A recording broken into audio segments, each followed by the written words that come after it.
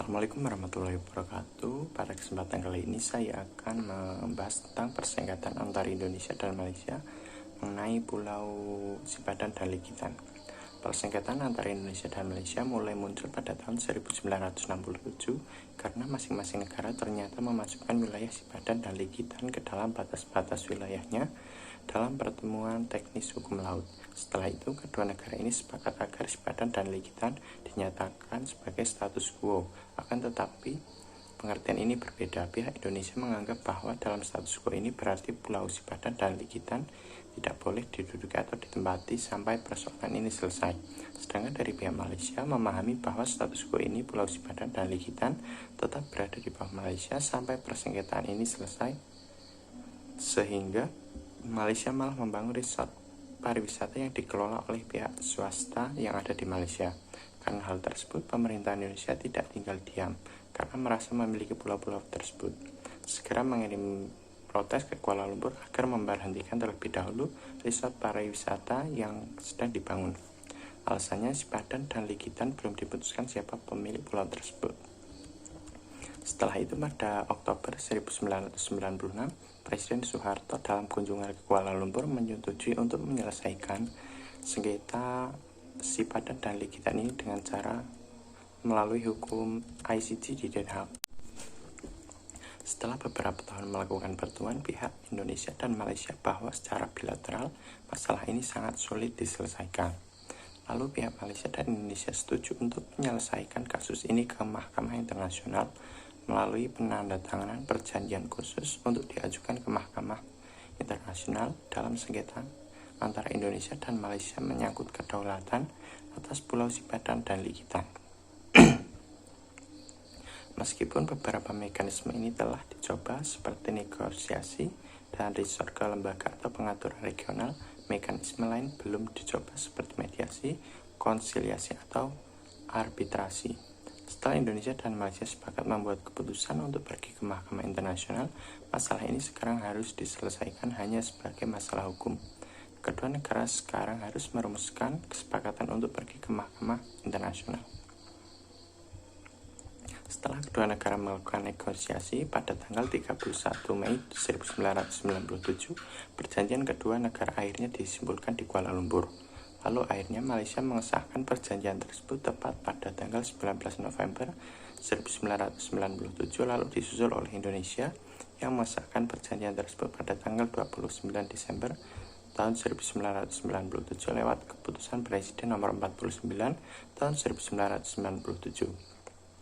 Setelah itu melakukan instrumen ratifikasi dan berlaku pada 14 Mei tahun 1998. Lalu kedua negara mengajukan surat bersama pada tanggal 30 September 1998 dan diterima Mahkamah Internasional tanggal 2 November 1998. Sebagaimana diketahui bahwa tanggal 17 Desember 2002, Mahkamah Internasional memutuskan Malaysia adalah negara yang memiliki kedaulatan penuh atas Pulau Sipadan dan Pulau Likitan. Dalam putusannya, Mahkamah Internasional menjadikan doktrin efektif occupation atau sering disebut dengan prinsip pendudukan efektif sebagai pertimbangan utama untuk menyatakan kedaulatan Malaysia atas Pulau Sipadan dan Pulau Likitan. Prinsip perolehan wilayah dalam hukum internasional pada umumnya didasarkan atas salah satu dari atau kedua hal sebagai berikut. Yang pertama, ada argumen atas perjanjian internasional yang telah ada sebelumnya. Dalam hal ini, para pihak yang bersengketa menggunakan dasar hak berdaulatnya, yaitu atas dasar perjanjian di masa lalu yang menyangkut wilayah sengketa tersebut. Seringkali dalam hal seperti ini, prinsip chain of title atau hak berantai dikemukakan oleh para pihak. Dalam arti negara tersebut menerima haknya atas wilayah itu dari penguasa sebelumnya. Dua, argumen atas dasar praktek negara khususnya yang dilakukan oleh negara yang bersengketa tersebut atas wilayah sengketa yang pada dasarnya menunjukkan adanya bukti penguasaan efektif. Hukum internasional pada prinsipnya mensyaratkan dua hal yang menjadi dasar bagi diajukannya argumen praktek negara lain, yaitu yang pertama adanya pernyataan kehendak, yang kedua dilakukannya tindakan nyata oleh negara itu atas wilayah tersebut. Jika melihat sengketa Pulau Sipadan dan Likitan ini, yang menjadi argumen dasar dari Indonesia ialah perjanjian yang pernah dibuat oleh Belanda dan Inggris pada tahun 1891 atau disebut dengan Perjanjian 1891. Berdasarkan perjanjian ini, Indonesia berargumen bahwa Pulau Sipadan dan Likitan masuk dalam wilayah Belanda pada waktu dibuatnya perjanjian itu, dan kemudian setelah Indonesia merdeka, maka Indonesia mewarisinya. Dalam Memorial Indonesia menjelaskan secara jelas bagaimana gambaran dari Pulau Sipadan dan Pulau Likitan. Hubungan antara negara di wilayah Pulau Sipadan dan Likitan antara tahun 1824 sampai 1969 mengenai perjanjian 1891 dan dalil-dalil di mana perjanjian 1981 dihormati oleh kedua negara. Situasi sebelum perjanjian 1981 sampai di akhir mengenai ringkasan sengketa dari perspektif Indonesia. Kemudian yang menjadi argumen dasar pihak Malaysia ini ialah berdasarkan 3 hal. Yang pertama, hak atas kedua pulau tersebut berdasarkan pada beberapa transaksi atau shares of transaction dari Sultan Sulu hingga Inggris dan terakhir Malaysia. Yang kedua, Malaysia mengklaim bahwa dari Inggris hingga kemudian Malaysia telah melakukan penguasaan damai secara berkesinambungan sejak tahun 1878. Bahkan Belanda dan kemudian Indonesia telah lama menelantarkan Pulau Sipadan dan Likitan tersebut. Yang ketiga, bahwa perjanjian 1891 tidak mendukung klaim Indonesia atas Pulau Sipadan dan Likitan. Ketakutan banyak negara untuk menanggung biaya saksi dan atau klaim suaka merupakan keanggenan yang sebenarnya hanyalah suatu bentuk ketidakmampuan. Bahkan negara-negara kaya pun mungkin tidak memiliki sumber daya yang cukup untuk menanggung beban penuntutan yang mahal. Atas argumen tertulis Malaysia tersebut, Indonesia membuat bantahan dalam 2 bentuk, yaitu counter memorial dan reply dalam acara tertulis dan dipertegas dalam acara lisan.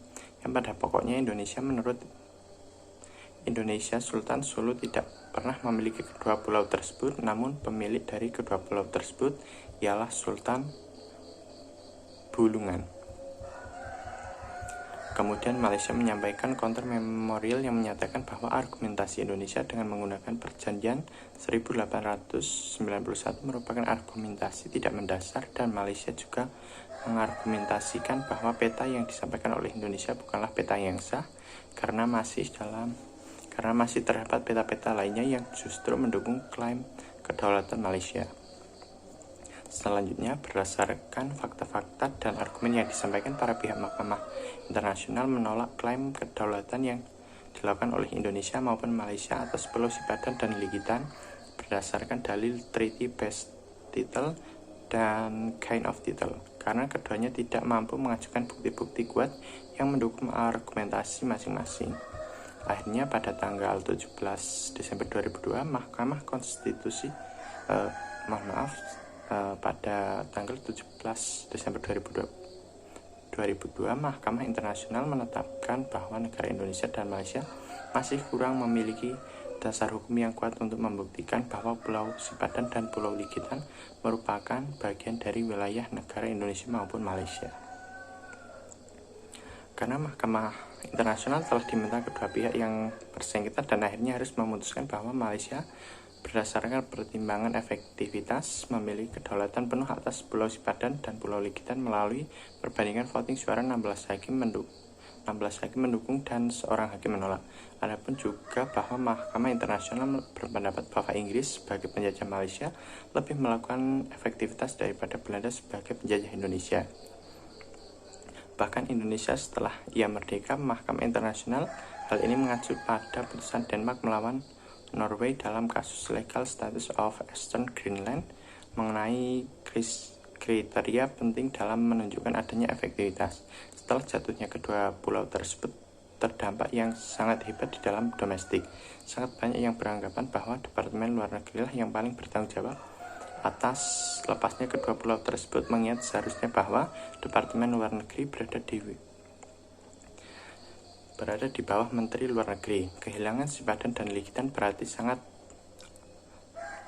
ancaman terhadap wilayah Indonesia ini dapat dikatakan sangat penting. Sengketa terhadap pulau-pulau yang dihadapi oleh Indonesia itu sendiri tidak hanya Sipadan dan Likitan, tetapi juga masih terdapat pulau lainnya.